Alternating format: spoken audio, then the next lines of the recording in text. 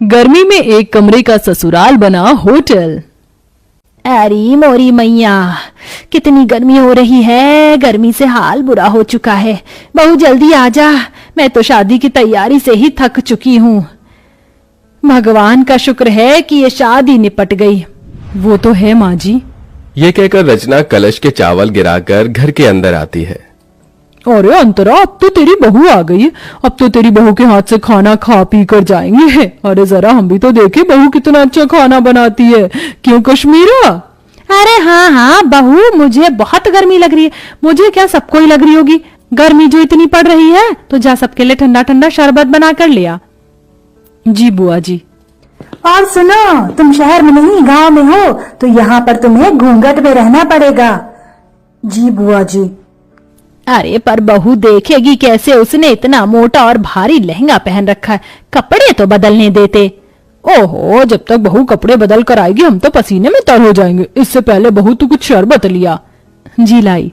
अरे बहू, थोड़ा घूंघट और करो। हम तुम्हारे ससुर समान हैं, तुम्हारे ससुर के बड़े भाई। और हाँ, शरबत सत्तू या बर्फ डालकर लाना। जी ताऊ जी।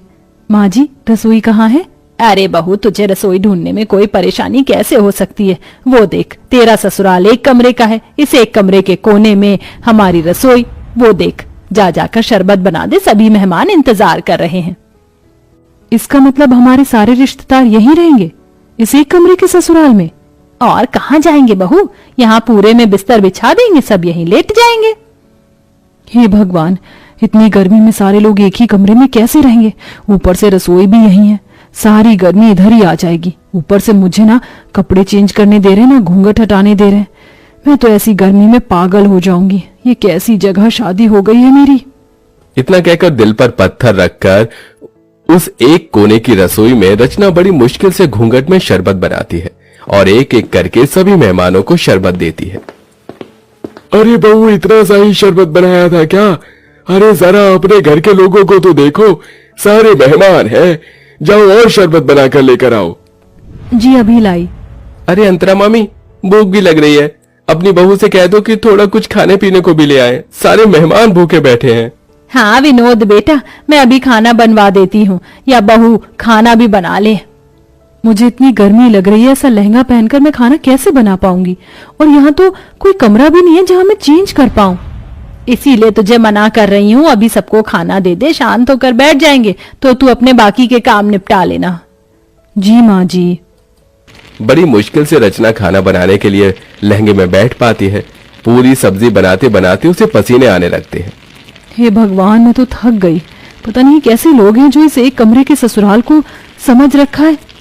और नहीं, बहू इन्हें नौकरानी लग रही है। आते ही नहीं बहू से कोई काम करवाता है क्या? अरे बहू, मेरे भतीजे का भूख से हाल बेहाल हो रहा है, जरा जल्दी खाना बना। बस माँ जी, पूरी प्लेट में लगा रही हूँ। मुझे क्या रोबोट समझ रखा है? एक तो इतनी गर्मी लग रही है, पंखे की भी हवा नहीं आ रही इस कोने में। रचना प्लेट लगाकर सबको खाना देती है। खत्म हो जाने पर बैठने आती है कि लहंगे की वजह से उसका पैर फिसल जाता है और माधव उसे संभाल लेता है। रचना, तुम ठीक तो हो ना? आप तो रहने दीजिए, आपको मेरी कोई फिक्र नहीं है। अगर फिक्र होती तो पूछते कि इतने लंबे से घूंघट में, भारी से लहंगे में मैं कैसे बार बार सबको खाना परोस रही हूँ। ये मैं ही जानती हूँ। आपको क्या है, अपना सहरा शेरवानी उतार कर बैठ गए हैं 4 जनों में खी खी खी खी करने। अरे रचना, ऐसी कोई बात नहीं है, मैं माँ से बात करता हूँ। अरे बेटा, यहाँ बहू के साथ क्या कर रहा है? हमारे साथ भी आजा, बैठ जा। और बहू, राजन विनोद की प्लेट खाली है, जाओ उन्हें सब्जी पूरी दे दे। जी जी अभी। और तुम तो छोड़ो मेरा हाथ। वो समय रचना अपने पति के पेट में एक कोहनी मारकर चली जाती है। आउच! क्या हुआ बेटा? कुछ नहीं ताऊ जी। फिर सबको खाना देने के बाद रचना थक जाती है और बैठे बैठे सो जाती है। उसे देख कश्मीरा जगाने जाती है तो माधव मना कर देता है। बुआ जी, उसे उठाइएगा मत, बेचारी गृह प्रवेश के बाद से ही सबको खाना दे रही है, एक पल के लिए भी बैठी नहीं है। और देखिए कितना पसीना आ रहा है। उसे लहंगा भी नहीं उतारने दिया आप सबने, थोड़ा तो रहम कीजिए। ओहो, देख रही है, तेरा बेटा अभी से ही बहू के पक्ष में हो गया। चलो अच्छी बात है, हम कौन से तुम्हारी पत्नी को परेशान कर रहे हैं, सोने दो। माधव पास के बिस्तर पर उसे सुला देता है और एक पर्दा डाल देता है। जिससे सारे बड़े बुजुर्ग रिश्तेदार उसे ना देखें। ऐसे ही शाम हो जाती है। रचना अपने कपड़े बदलकर आराम से बैठी थी कि मौसिया सास सुधा उसके पास आती है। अरे बहू, तुझे कितनी बार बताऊं घूंघट करके रख, तेरे किसी भी सास ससुर ने देख लिया तुझे तो गजब हो जाएगा। नई बहू को पर्दे में ही रहना चाहिए, समझी?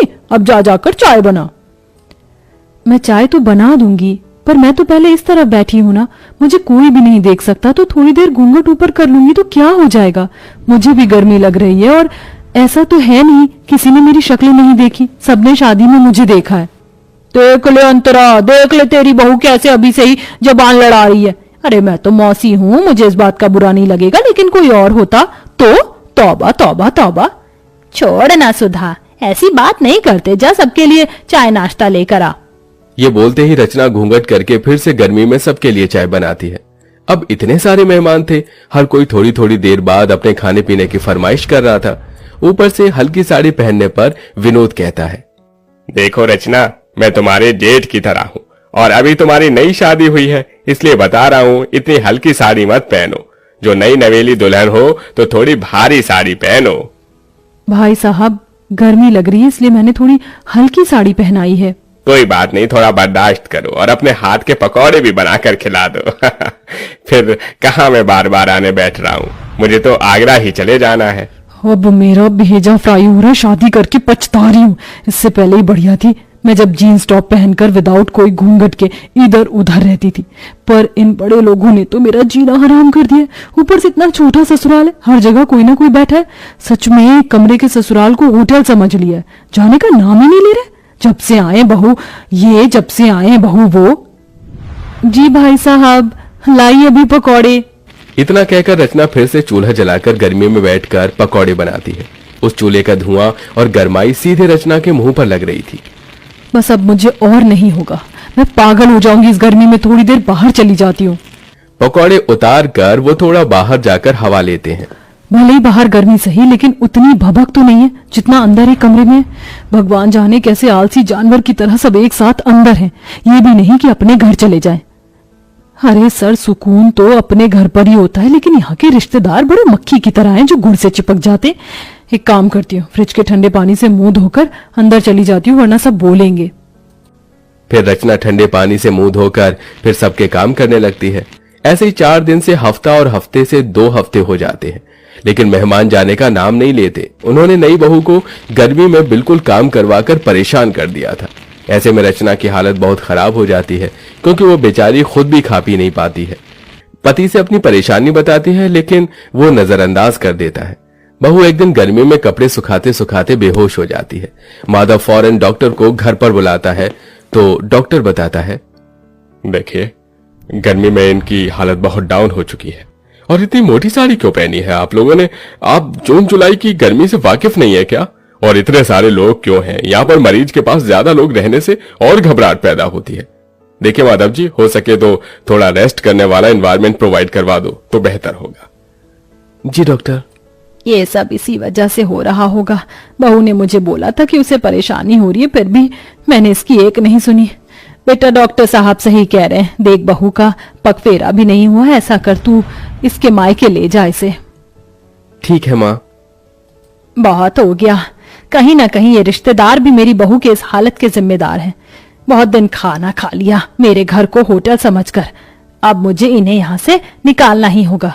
सुनिए, आप सब थोड़ा बाहर जा सकते हैं? जो डॉक्टर साहब ने बोला है उसी के लिए बोला है मैंने। हाँ हाँ ठीक है, चलो चलो सब बाहर चलो। उनके बाहर जाते ही अंतरा बहू से कहती है, बहू मैं समझ सकती हूँ, तू बहुत परेशान हो गई थी, इसलिए अब मैं तुझे तेरे मायके भेज रही हूँ और इन मेहमानों की तो छुट्टी मैं करूंगी। काश तेरी ये बात मैंने पहले समझ ली होती। कोई बात नहीं माँ जी, ये सब हो जाता है, आप अपना ख्याल रखना। हाँ हाँ। कुछ देर बाद माधव रचना को लेकर उसके मायके चला जाता है और फिर अंतरा शाम से लेकर अगले 4 दिन तक रोज फीका खाना बनाती है और बहाने लगाती है। तभी सुधा, कश्मीरा, मुकेश खाने को मना कर देते हैं। अरे नहीं नहीं, बस जिज्जी अब और नहीं चाहिए। अरे खा लो पेट भरकर, बहू के हाथ से भी तो कहते थे बार बार। पर तुम्हारे हाथ से नहीं खा सकते ना अंतरा। रचना बहुत ज्यादा अच्छा खाना बनाती थी इसलिए खाते थे। और वैसे भी अब हम सबको बहुत दिन हो गए हैं, अब हमें अपने घर को निकलना चाहिए। हाँ हाँ, अब हम सबको अपने घर जाना चाहिए, हम चलते हैं।